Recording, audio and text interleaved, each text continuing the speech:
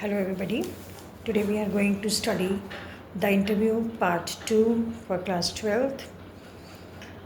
In part 2, it's an extract from the interview of Umberto Eco taken by Mukund Pradmanabhan from The Hindu. Mukund asks Umberto Eco how he manages to do all the things he does. Umberto says rather unamusingly that he only gives the impression of doing many things. Actually, he's not doing all the things, he's doing only a few things repeatedly. Actually, Alberto is a professor and he writes novels too. When Mukund appeared there for interview and asked him how can he do all these things all together, then he says he enjoys everything he does.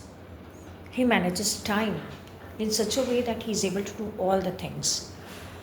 उबरतो Eco एक novelist हैं, एक professor हैं, और मुकुंद ने जो the Hindu के reporter हैं उनसे बात की कि वो कैसे ये सारे काम कर पाते हैं, टाइम तो वही लिमिटेड है। उबरतो ने कहा कि हर काम को वो बहुत मैनेज करके चलते हैं।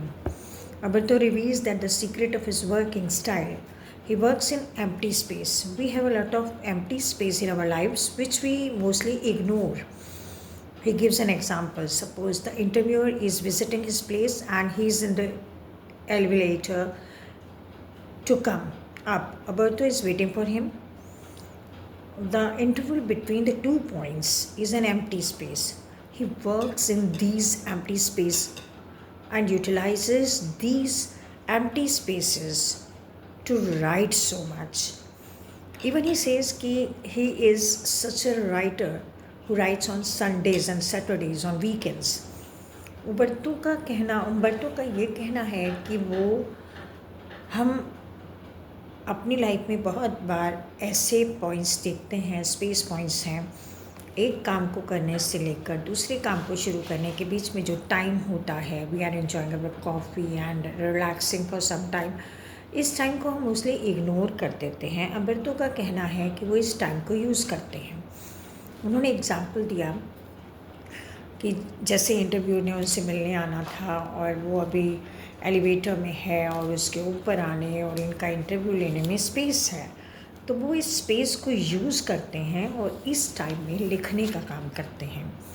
संडेज़ में वो ख़ास तौर पर सैटरडेज़ एंड संडेज़, वीकेंड्स में वो अपना टाइम यूज़ करते हैं और वो यहाँ पर लिखते हैं, उस टाइम में लिखते हैं। और he is a very playful person. वो रेगुलर एकेडमिक वर्क्स जो एज ए प्रोफेसर वो करते हैं, उसके साथ साथ राइटिंग का काम बहुत अम्यूजिंगली करते हैं। जो स्पेस उनको मिलता है while relaxing, while watching TV और एनीथिंग लाइक दैट, वो उन्हें यूज़ करते हैं और तब वो लिखते हैं। He makes it clear that he is an academic scholar first then a novelist. लेकिन इसका मतलब ये नहीं कि एज ए प्रोफेसर जो उनका काम है वो उसे इग्नोर कर देते हैं। He is a university professor who rights on Sundays. He explains कि वो संडेज़ को एकेडमिक काम पूरा करने के बाद राइटिंग का काम पूरा करते हैं। Against 40 works of his non-fiction, he has written only 5 novels, which were a great success. With his publication in 1980, Alberto acquired the equivalent of intellectual superstardom. उनकी बुक द रोजेस में उन्होंने जो लिखा, अम्यूजिंगली ये लोगों को बहुत पसंद आई और बहुत पॉपुलर हुई और वो एक सुपरस्टार बन गए, राइटर बन गए। यहाँ उबरतो का कहना है द नेम, उनका ये novel the name of the roses became very popular and he didn't leave his work as a professor to complete this novel. He wrote this novel by managing both of his works as a writer as a professor. In his interview, he clears that we can do many things all together if we are able to manage the things with perfect timetable. देखिए, एक 12th class के बच्चे को Umberto eco का ये interview दिया जाना क्यों ज़रूरी था? बच्चे अक्सर इस बात की कंप्लेन करते हैं, या हम बड़े भी कहते हैं टाइम नहीं मिलता, हमारी हॉबीज़ छूट गई हैं, हम कुछ नया नहीं कर पाते, यूज़ टू वर्क कर रहे हैं, ऑफिस जाना, घर आना, फिर ऑफिस का काम करना। या बच्चे कंप्लेन करते हैं स्कूल जाना है, हम एक्स्ट्रा स्टडीज़ नहीं कर पाते। तो we have to manage the time.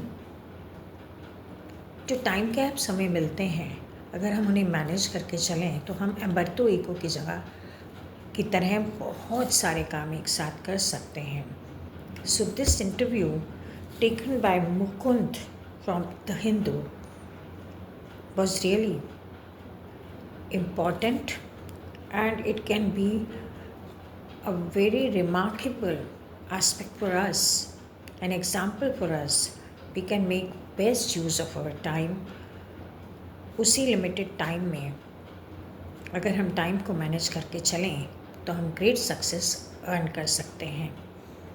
This is all from the chapter the interview part 2।